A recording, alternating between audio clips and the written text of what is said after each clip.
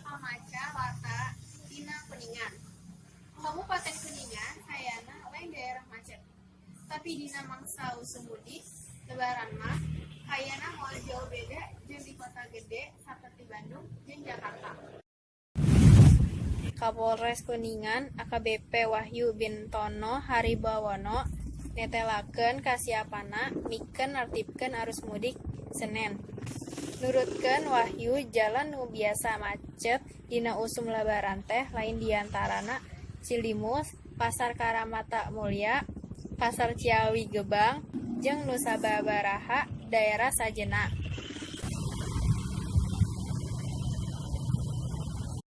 Karena evaluasi musim mudik tahun kemarin pikeun ngungkulunana kudu ku cara buka tutup jalan.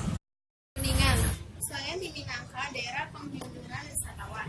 Katambah rea, urang Kuningan samupoena membahas di kota gede. Mangsa lebaran mah marudik. Lembah Cilimus, lamun pareng macet teh ngabayna bisa nepi ka sababaraha kilometer.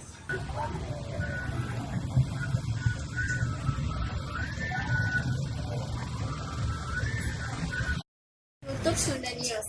Abdi Bella Nisa ngucapkeun hatur nuhun jeung berkios. Assalamualaikum warahmatullahi wabarakatuh.